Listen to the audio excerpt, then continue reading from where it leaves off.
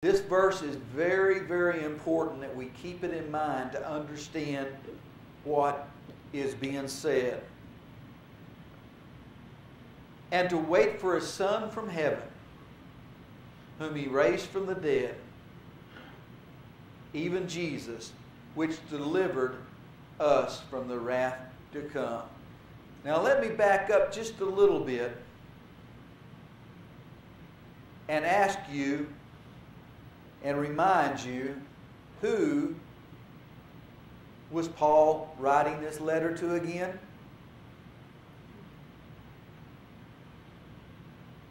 He was writing to the Thessalonian church 2,000 years ago. This is why I say that it's so important. All of a sudden, people start throwing scriptures way into our future already. But Paul was writing to the Thessalonian church, which existed 2,000 years ago. And he said, which delivered us. Who was he talking about? Was he talking about us today? Not if he was writing a letter to them. This would be one of them spots where you get a commentary out. The commentary will say, even though Paul wrote, which delivered us, he didn't really mean us as in those he was writing to. Now let me tell you, if he intended it for us today, certainly he would have said so.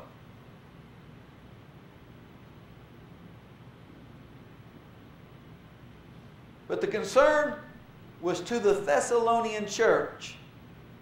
And here as we get to there, we find out that he is giving them, as he says us, he's talking about Paul, the disciples that he mentioned in the first verse, and the Thessalonian church. They were the ones that he was concerned about being delivered from the wrath to come. Because they were looking for the end of the old covenant, when it would finally come to a complete end and be completely done away with. Just a price.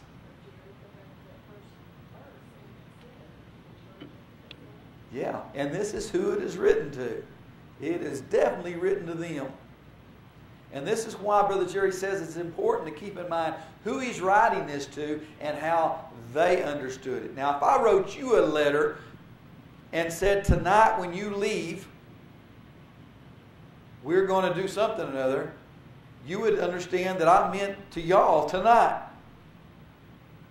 If somebody gets that letter 3 months from now, they're not going to assume that whatever it was we did, we're going to do 3 months from now, because it says, and we. It is first of all to those that it was written to the very beginning. In verse 10 of chapter 1 is our first very important verse that we come across to understand the direction that this Thessalonians is all going. Paul points out that they are waiting on Jesus and that He will deliver them from the wrath to come. This was something that they had clearly expected to happen in their lifetime, because Paul wrote, delivered us.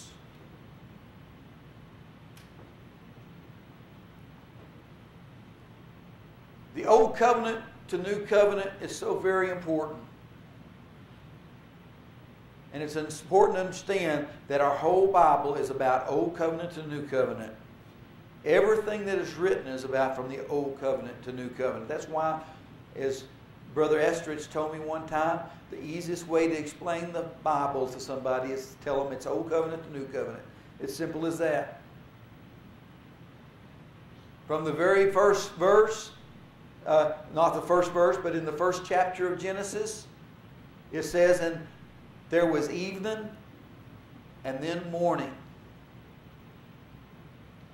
If you've ever asked yourself, why did the Bible in Genesis start out the first day was evening and morning? What a weird way to say the first day. We all know that a day is morning to night. From the very first verse, Evening time is when the sun goes down. And from the beginning of what's recorded in creation, in the beginning, Adam and Eve had a walk with God. There was light. But they lost that walk with God, and darkness come upon the land. And as we enter into the old covenant, as the blood was shed for their sins, the light went out. And the old covenant is darkness.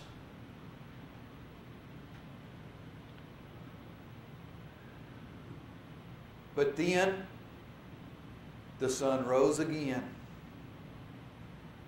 in Jesus Christ, and light come. Now let me tell you, in that dawn, there's a mixture of light and darkness. A day doesn't come on. We've been spoilt in our industrialized world. When we go to the light, we turn it on and it comes on, and all of a sudden the darkness is gone and the light's on. And we think that the light comes on just like that.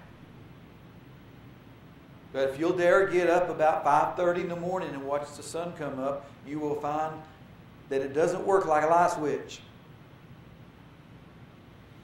It begins to get lighter and lighter and lighter and lighter.